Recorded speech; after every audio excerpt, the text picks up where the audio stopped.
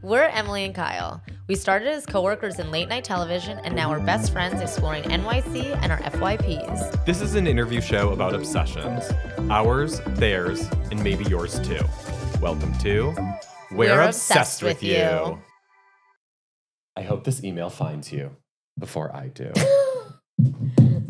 What's up, Emily? Nothing much, you. Hi, everyone. Welcome to We're Obsessed with You. I'm Kyle O'Donnell. I'm Emily Hymes. We're two best friends working in late night television. I'm at Watch What Happens Live. I'm at Late Night with Seth Meyers. And this is our show where we talk to the people we're obsessed with. About the things they're obsessed with. You wanted to talk about something. Yes. I went for a walk today. Love a walk. And I went for a walk with my friend Vicky. We do Friday walks. We tape this on Fridays, even though this is released Wednesdays. A little peek behind the curtain. But it was nice to get out. You know, it's cool. It's warmer out, so people are just like out and about. And I think like going for a walk with your friends is so important because everything gets so busy. Like I'm so busy during the week. I haven't seen Vicky really. I've seen her like here and there. But to like actually go for a walk and have like an hour dedicated to us walking the beautiful streets of Brooklyn around Prospect Park was like so nice. Yes. And then you forget like when you're at work, you're talking about all this work stuff and TV shows and all this stuff. And when you're talking to your friend, you're like, oh yeah. Like you're just like, I don't know. You're just like learning so many fun new things from them. Well, I think it's similar to being in the car with someone. And because you're being distracted by, if you're driving the road, but if you're in the passenger seat, there's other things. Yeah. You're also not making direct eye contact with someone that whole time. And I just think it does open you up to deeper conversations. You know what's interesting? I read something once that talked about, read something once means It's a TikTok. You know what I mean? It's Actually, a I don't TikTok. even know if it was from, I don't know where I saw this, but how many women have more face-to-face conversations and men have shoulder-to-shoulder because they're usually at a bar. Oh, interesting. Watching like the game or something. And I asked Mike about it and he was like, he got defensive. I was just like, I'm not trying to be defensive. I'm just, but I thought that was interesting. I also think there's no reason to, in my mind, there's no reason to get defensive about it because at least you're having a conversation. Yeah, you're still having a conversation. Mike has very great conversations at the bar. Yeah. But yeah, that doesn't have anything to do, I mean, Vicky and I are two women and we just walked side by side. Right, but I think there's something about like you can engage in a deeper conversation because you're doing something else. Like you're not so caught up in maybe the anxiety of having a conversation. I don't know. Yeah, just easy. Yeah, I love going on a walk and having a convo with someone. Do you I don't want to go on a walk and have a phone call. Oh, wow. Don't offend Laura. You just offended Laura. How does that make you feel? Fine. Gluten. Laura? I don't care about a phone call. That's like the straight man in me, I think. Yes, 1,000%. Don't come at me with a phone call. I'm like, oh, I have 45 minutes to kill. Like, how many people can I call? No, not me. Well, I don't call you. I'll just voice note you. It's the same freaking thing. Yeah. I wanted that to be my obsession, but it's not. What is your obsession? My obsession is looking beautiful. Always. Which I don't know if is really coming across right now, but I was having a really bad day last Friday. And after I left here, I was walking to the subway and I stopped into Jones Road Beauty because I was like, oh, maybe makeup would make me feel better. Of course. Honestly, if there was a Sephora there, I would have just gone ham. For a girlie who doesn't like to wear makeup, I spent a lot of money at Sephora. But I just like walked in. I was like, I just need something to like, I don't know, like maybe just like hide some dark spots. And I have this like one little spot I have to get zapped. And she was like, you need the concealer, the face pencil. And I was like, yeah, I do. And so what is this? She brought me, it's basically a concealer. Jones Road is a brand, Bobbi Brown's. I don't really know what it is to Bobbi Brown. It's like the more minimal vibes of Bobbi Brown. Yes. And basically, she owns it because she sold Bobbi Brown to L'Oreal. Yes, and she had a non-compete, so she worked on this for years. Yeah. And she basically says, like, this is the modern makeup brand because it's minimal. Yeah. It's super minimal. I have a lot of stuff from Jones Road because it's just they keep it simple for a simple girly like me. So I spent about $68 and I got 3 things. I had to get the pencil, obviously, but then I had to get the accoutrements, which includes a sharpener. Did I need it? No. But you know what, girls? I'm obsessed with just buying things if you wanna. Absolutely. And boys. And women and men and whatever. Life is too short to not spend money. Then I got the brush. So what we like about this pencil is typically with concealer, it's like messy and it's like not easy for on the go. You have to use your fingers or it's like a little wet. This is just a pencil.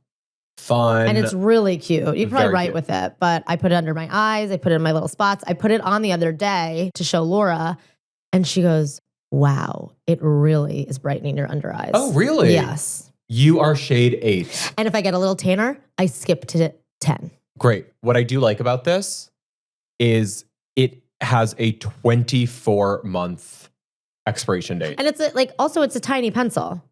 Yes. This connects to my obsession as well. Okay, Because talk to me. is also beauty related, but it's also about We love something. being beautiful girls. We love being beautiful girls. Okay, what is it? Okay, so my product Ooh. is, well, I must say that my hair does 74% of the heavy lifting of my personality. Mhm. Like, Your hair is important. everyone just calls me out for my hair, and I'm happy that I have a full head of it, and it's naturally very curly. And I've fought a lot of my life with my curly hair. And then One day. I found this product, which I've used for a while, but I'm obsessed with it because it now ships to the United States quicker. This is WOWY Everyday Curl Cream, which you may have seen on Instagram because it was created by Ayal Booker of Love Island, who has the best curly hair on television. He has the best curly hair, and he developed this product with his brother to just create the perfect everyday curl cream for men. I also love brands that siblings work on together. Yes. So this is WOWY. And very cute branding. yes, very WOWY. cute. And I bought it. This is good for 24 months. Is it like, do you have to have that on every product? Yes. Wow. So I bought it like 6 months ago, and I loved it so much, but it took a long time to deliver to the States. But now it's 3 days. They just got a better distributor. What I love about it is that it does not smell. It has, I mean, the scent is like, it's all natural. It's 98% natural ingredients. The fragrance are lemon, pepper, clary, I don't know what that is, and geranium. But it doesn't really smell like anything, which it just smells like clean. Yes. Yeah. But it is I'm telling you, I'm obsessed. It is the best. So what do? You product. put it in your hair wet or dry? Well, Emily, you have 2 options. Ooh, fun. What I do is that I get out of the shower and I take a hair turban, put it on, let it dry a little bit, get it to about 70% dry. It's a little damp. Yeah. Put it in my hand. Like a dot, like a quarter? Probably like a dime. Okay. And then put it in my hair and kind of scrunch the curls in. Yeah. And it just has a natural hold. But what you also could do, if you want that wet curly look, I don't. Yeah. You just leave it in and you don't touch it or anything in wet hair. Yeah. But then if you want matte texture like mine, you let it wait for a little bit and then you put it in, and it just it really accentuates the curls, and it's more manageable. Yeah. I don't know. It's I'm telling you, it is the perfect curly hair product for men. I have used sea salt sprays. I have used every single product. This is the best one. And I do think it helps. Sometimes I don't want to shower in the morning, and with curly hair, you kind of have to. And I'll just put this in instead. And it just tames the mane. Yeah. Yeah. We got to talk about our guest today. We have to. We have Jeffrey Keller, who is a dream. So funny. He is so funny. He is on TikTok where he gets absolutely stoned out of his mind. He takes the gummy. And he does things. He cooks. He goes for adventures in the city. He's so hot. Yeah, he's really cute. And he's in the middle of a huge tour. Yeah. He has 40-something dates for the rest of 2026. It's so crazy. We're so excited to talk to him. I know, I can't wait. If you are listening to us, we are on YouTube, so you should check us out. Yeah. And you absolutely should go to our Shop My on our link tree. Yeah, it's the only way you can buy this product, actually. It just gives us a little money back and helps us to continue to do this podcast. So if there's any product you like that we talk about, go on our Shop My, buy it, tell them that we sent you their way. Yeah. We have really good taste. We have really good taste. We're trying everything. Taste makers. We're not getting paid by these products. Like no. These are things where I actually spent $70 on all this. yes, to we be are clear. spending our own money to try these things out, and we are telling you about these things because we love them. Yeah. So that's that. That's that. We'll be right back with Jeffrey Keller. Yay.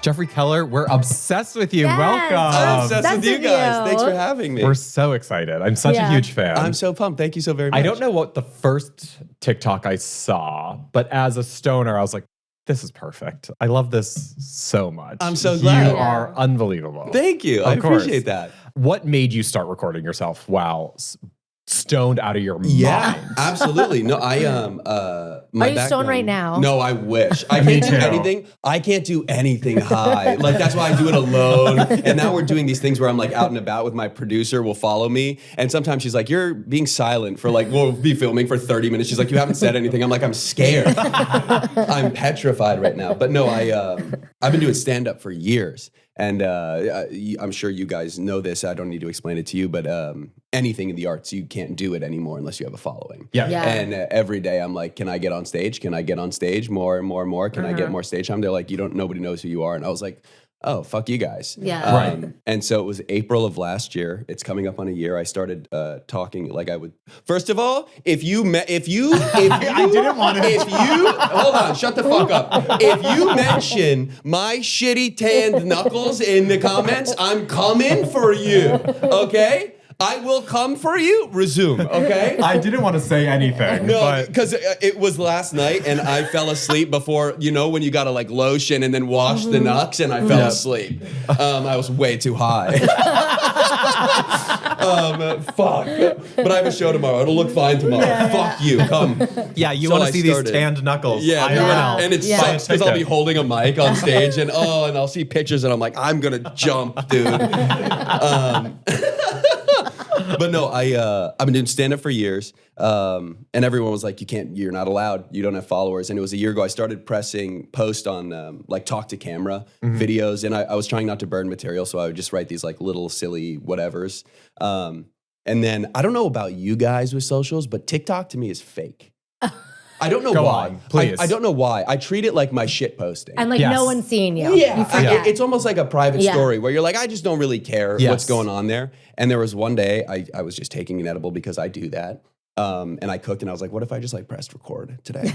And I posted it on TikTok, literally not thinking anything of it. And in one day it hit like 2 million. And then the next day I woke up, I was like, I should probably post that on Instagram. Yeah. And then it hit 1 million. I was like, I should probably do that again. And then again and again. And now we're here, which is weird because not everyone knows that I do stand up and we're trying to obviously incorporate that. That's the whole goal. Yes. But it is really nice that it is, I feel like my followers like feel like we're just hanging out, which we are. Yeah. And so they still are coming out to shows just to hang out. So the fact that I have like any jokes, they're like, oh, this is like a thing. And I'm like, no, it's like a thing, you guys.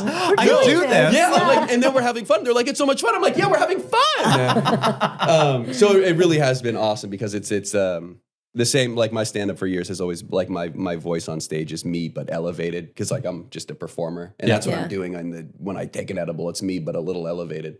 So I feel like it's a lot of the same guy. So it's awesome. Yeah. Yeah. What came first? Were you like, I want to get on stage and be a comedian, or were you a stoner in high school? Like what? You know what's so funny? I did not try weed. I was such a, like, weed and alcohol was not they were not my things. I always have really bad anxiety. And during the pandemic, I tried edibles for the first time. Yeah. And I was like, oh, this helps a lot. Yeah. Yes. Whoa. And then you take 2 minutes, you don't take a break for too long, and you're like, this makes it worse. But then you keep coming back, you know?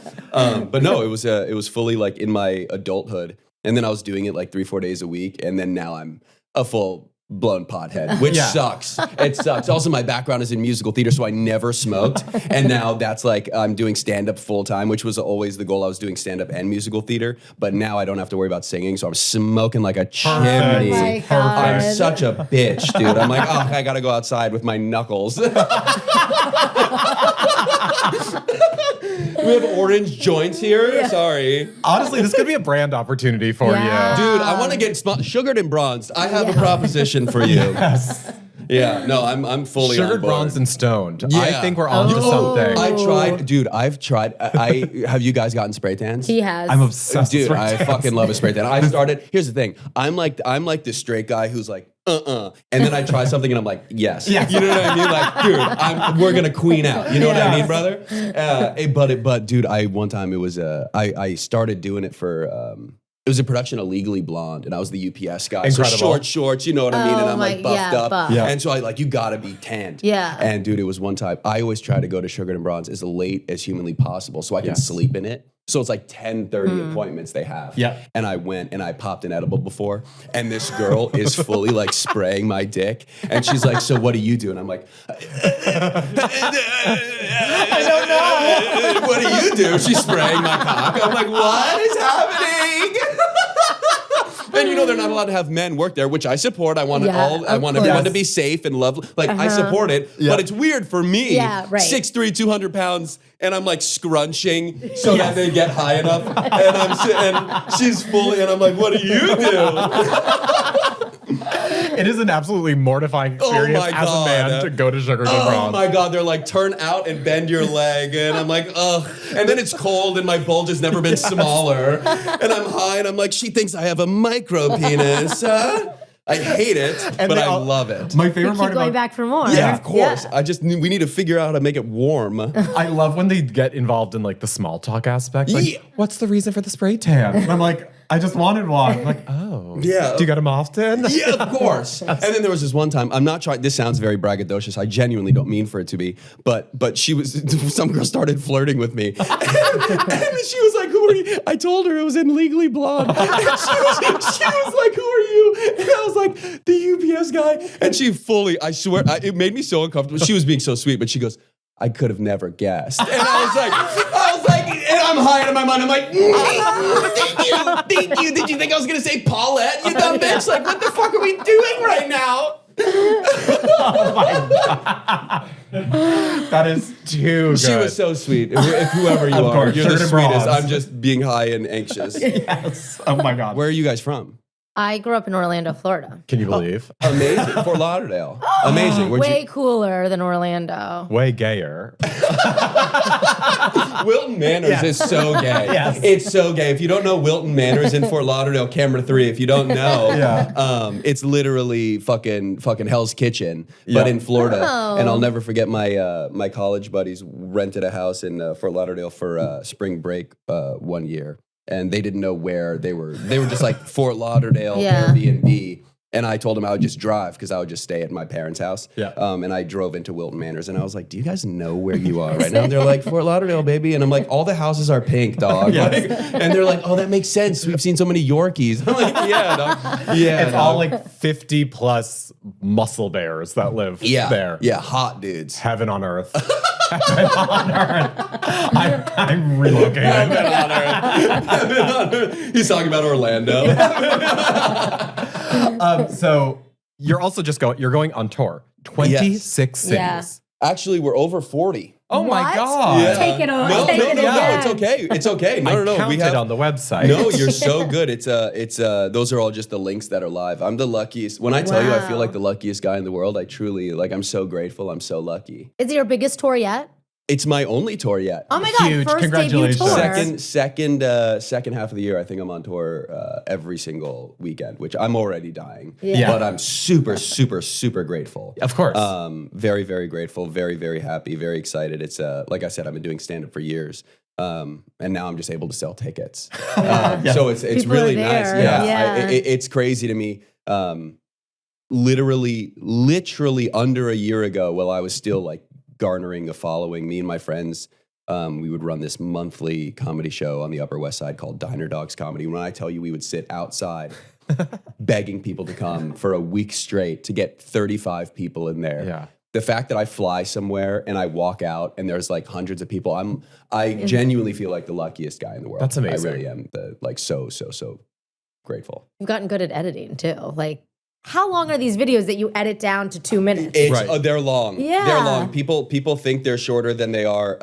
I get jealous of some. I know influencers who like will do like. I have some buddies who you don't are have to hide your Zen. Okay, cool. Thanks so much. Thanks so much, you guys. Emily lives in a Zen household. My husband's like Zen or death. You know what sucks? I quit for over a year. I quit for over a year, and I started like 2 days ago just to help me lock in real quick. I'm not making. I promised my lady it's not going to be a habit. It's like to lock in for things like this, and I do like 1 to 2 a day. When I used to, I used to be like a full Zen, but no, it's actually really good right now. When we go on vacation, like the amount he packs. Just a full 6-pack. Does he buy the logs? He buys the logs. Yeah, no, I never got there. And by the end of the trip, he's like, "You rationing?" Yes. And then, yes. Oh my God. And by the end of the trip, if he's out, he's like, "We need to go get cigarettes." Yeah. And you're in Puerto Rico, they don't have them. And they're like, and now you're buying black market Zins. Yes. We have some janky brands every now and then. Oh my, so how many does he do a day? I ask him a lot. A lot. I mean, he had 2 during the movie the other night when we were watching. Yeah. I have buddies that like, thankfully I don't have a very addictive personality. I was able to quit very easily. I can really be like picky and choosy with this kind of stuff. But like I have buddies that they wake up every single morning with headaches. And so the first thing they have to do is like pop 2. Until recently, I thought it was just full blown chewing tobacco. No. This is actually good for me, Emily. No, I don't know. We all love Andrew Huberman, but there are studies that show like if you know what, I'm gonna shut up. I have a BFA in musical theater, and I'm gonna shut the fuck up. You know what I mean? I know it's bad for me, Mom. Sorry. We'll pivot. Yeah. What is your dream comedy blunt rotation?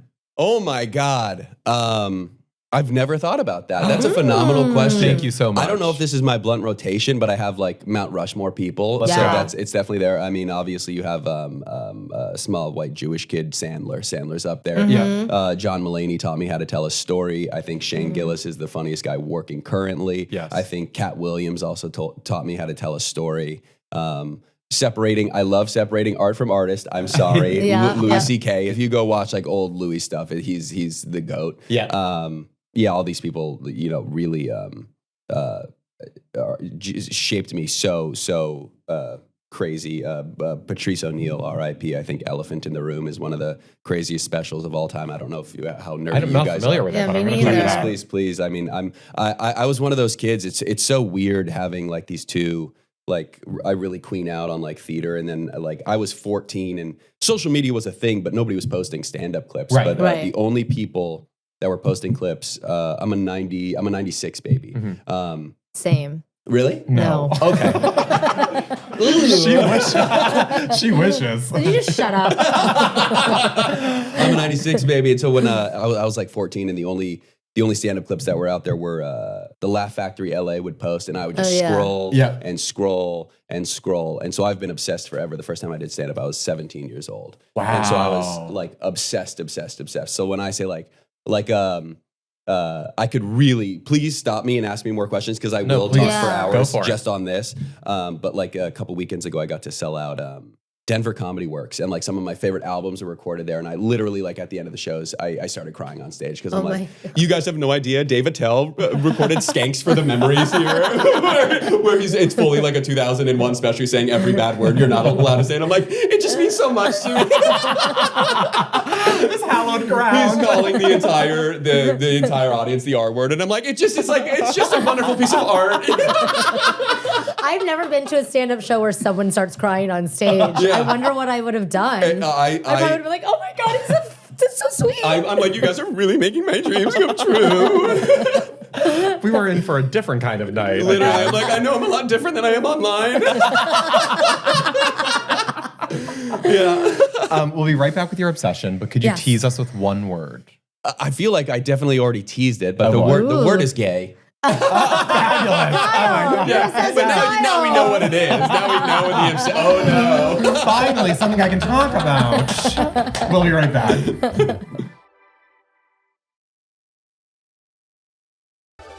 We're back. We're back. You said gay. Canceled. Tell us about your obsession. What are you obsessed with? I have a BFA in musical theater. So we can queen out now. Thank God, Thank brother. God. I've been restraining myself this whole time. As if you couldn't guess with the knuckles. You know? Okay, musical theater. Hit us. When did you start? My sister started.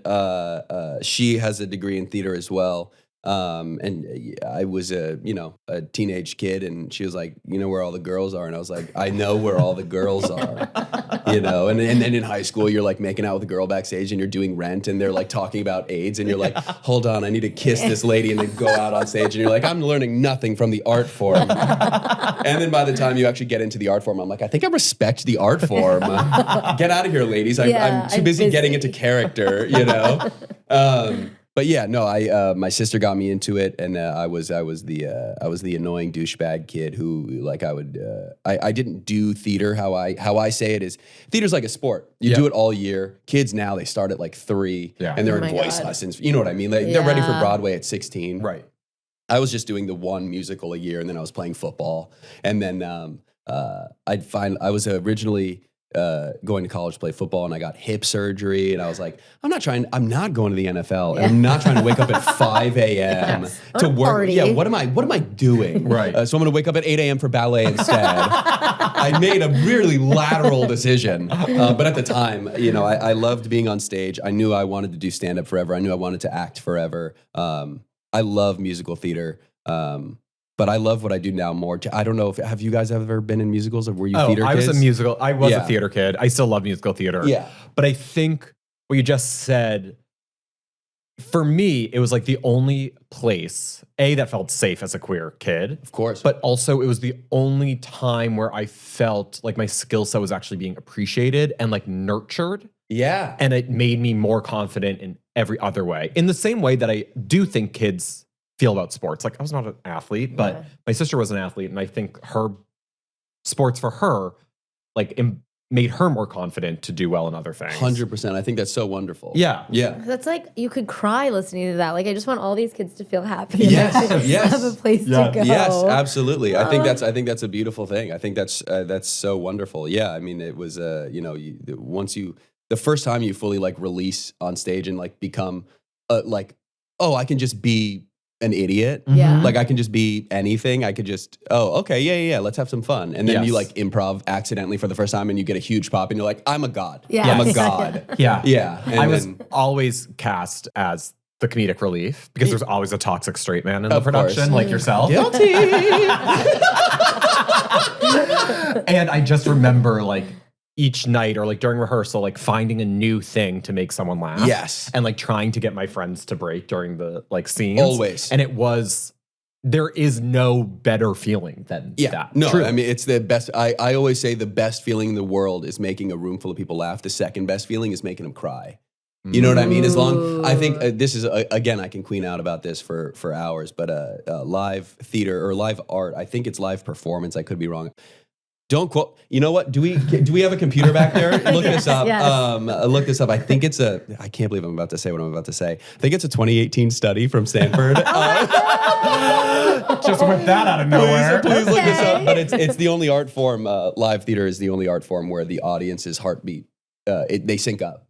And it's truly it's a breathing organism. Wow. So a lot of people, like, even now, people are like, why are you not posting your stand-up? Why are you not posting crowd work clips? Why are you not doing all the things that normal? And I'm like, come see it live. Now, does that suck? Do I need to like introduce stand-up into my world? Of course I do. Yeah. But it's like, come see it live. I don't want to be the same as what everyone else is doing, because come see it live. We're having fun. We're breathing in the room. Absolutely. Well, at the next show I go to, an intermission, I want to like lean over to the person and be like, hey, like we're synced up right now. You touch it. You're touching. I'm not trying to grab your tits right now. This is a full heart thing. It's Ethel next to you.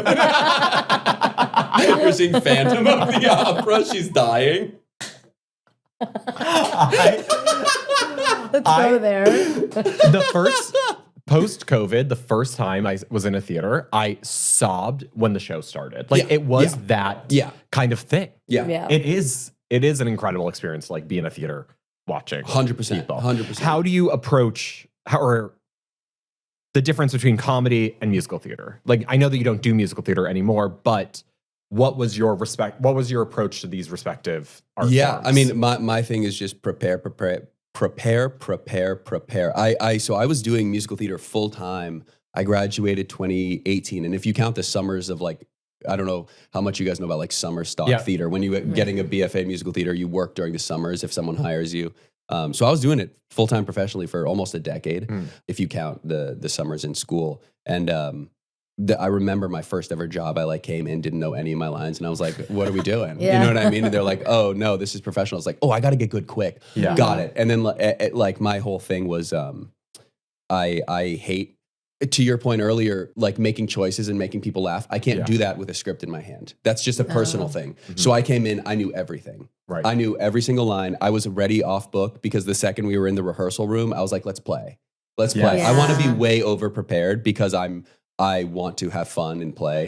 And it's the same with stand-up. It's like if I've done this a billion times, I'm able to, like if something weird happens in the room, I'm able to go here now and then I can come back. Right. You know what I mean? So it's really just reps in everything. That's just a me thing though. Yeah. If I feel underprepared, I feel scared and then I won't do as well. You know what I mean? Yeah. There is an elephant in the room with this conversation. And I hate to bring it there. Please. You're a straight man in musical theater. Oh yeah. What's the deal? Bro, I wish I was gay. My life, bro. You would eat. Bro, my life would be so much better explained. You know what I mean? Because like even in stand-up, I'm like, when I'm on stage, I'm like a little.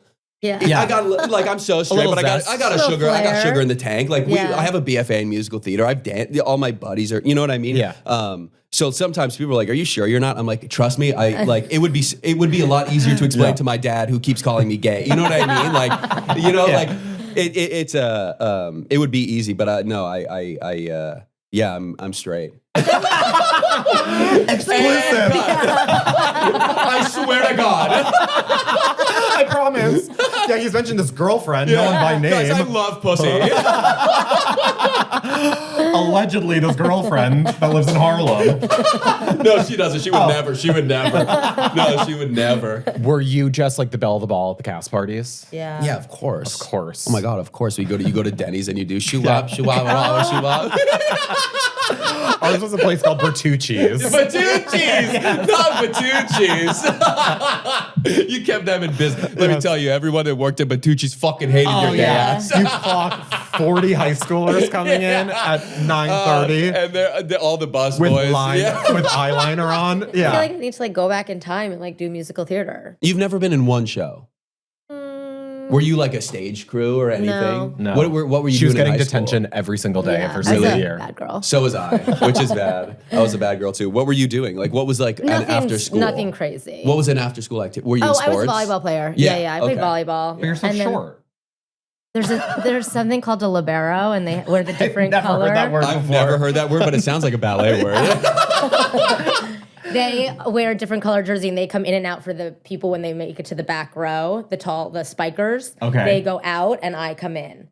So I like save the day because they're too tall. They can't like get the digs and stuff. Okay, wow. You're like a setter too. That's what I would do. No, I'm not a setter. Oh no! Oh, sorry. She was offended. I can't go in the front row. The Me when someone calls me gay? No, I'm not. Yeah. No. That's something that will rather be called a setter than gay. I just wanted to quickly connect it back to what you were saying about like posting and that the social media got you into clubs. Now it's a whole thing with actors that they have to have these social media pages just to be considered to go into an audition. Do you know how easy it? I've stopped. I haven't stopped doing musicals. I haven't like hung up my cleats, but like I'm not doing it right now. And the agencies that are reaching out now, I can only imagine. You have no idea. They're like, "Oh, we love you." I'm like, "No, you didn't." Yeah. And I was just as good. Yeah. I'm actually out of practice now. I was a lot better back then. If I tried to sing right now, I'd sound like a wounded duck. You know what I mean? Like I was so much better back then. Oh, sorry. It's crazy to become another person, but have to have a following so that you can put asses in seats. And it's crazy. You can't do anything unless you're already famous somehow. Yeah, right. It's brutal. Yeah. And at the end of the day, you are just a. You have to. It's the algorithm. Right. Like you could be the strongest comedian on TikTok. You could be the best musical theater actress on TikTok. It's all luck. Yeah. It's just what the algorithm likes. It's algorithm, it's luck, it's right place, right time, it's what you're posting. It's also like scripted versus non-scripted. Like I was talking about earlier, I feel like people fuck with my shit not because I'm so great, but because it feels like we're like hanging out. Yes. The second I told you I started posting the talking to the camera and I would write like a little silly bit. It wasn't even a good bit. It was just like for the algorithm. Yeah. The second I stopped scripting everything, followers jumped. Because it was like, oh, they just wanted to hang out with someone. Yeah. It's a crazy mind game that you have to play with the algorithm too. And the second you get any followers, you're like, this is my entire self-worth. Yes. Yeah. I mean, every time I post, I cry. I'm like, I've lost everything. Oh, it doesn't have 1 billion views. How about I jump? How about I jump? Yeah. We're running out of time, but we want to do a we just started. I know, love I'm so you guys. sorry. No, I love you guys. You'll have to come back. Yes, please. We want to do a lightning round to get your yeah. takes on some final hot topics. Love. Tell us if you're obsessed or over it. Oh, it's like Jewish or anti-Semitic. I love it. Gay or homophobic? Let's go. That's the next segment. Homophobic, next question. Okay. Are you ready? Okay, Yeah. I'm starting. Axe throwing bars. I'm over it. I'm not obsessed. First dates. Obsessed. String cheese. Obsessed. Open mic nights. Unfortunately obsessed. Medieval times. Over it. Hot take. Did really well. Lot of smoke and mirrors. They turn those lights on and you're like, okay. But now I will say, lean into the fun. If you're there to have a good time and you make yourself have a good time, obsessed. Yeah, it's great. It's great. Creatine. Obsessed. I think hot take. I think everyone should take it. Okay. I think there are enough studies out there that I think everyone should take 3 to 5 grams every single day for the rest of your life. 2018 Stanford study. Obsessed. No, but I you know what's so funny is I started taking creatine in college, and my mom was like, Jeffrey, that is steroids. She's like, you're gonna die. And literally last year, my mom was like, have you heard about creatine? I'm taking, my doctor told me to take it every day. And I'm like, I've been telling you for a decade, lady. Yeah, so. You should have been like steroids, Mom. You know, that's steroids. My mom's jacked to the gills. Okay, Kindles.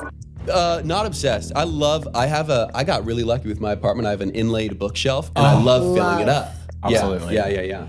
Bongs. Not obsessed. Lakes. Obsessed.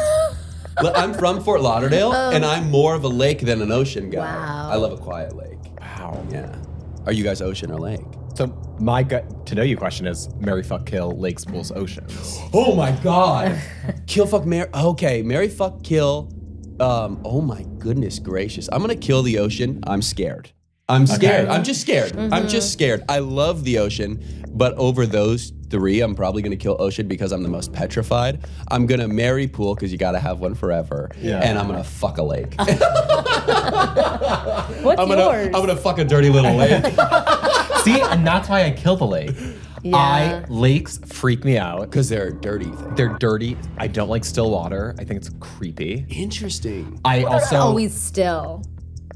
famously they're still. Are they? Yes. Yeah, they are. Oh. Well, there's no waves in them. No, there's no waves. But there's like things like go into a lake. There's like a little stream or something. Stream, exactly. It's not enough. Then I marry the pool because you can control it. Yeah. And then I fuck the ocean because you never know what you're Also, gonna get. let's take a moment because he wants to control his spouse. Let's take a moment. Oh, we're gonna cancel the straight guy? No, homophobic.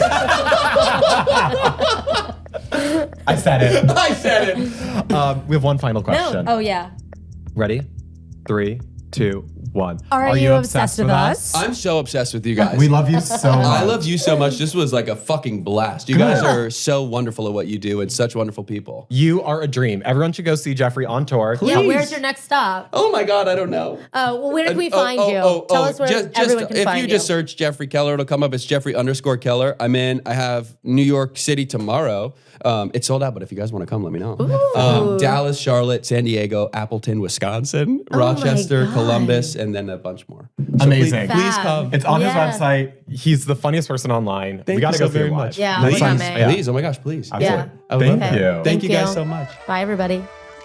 Yay! That was lovely. Thanks for tuning in. Are you obsessed with us? Please like, comment, and subscribe. Bye.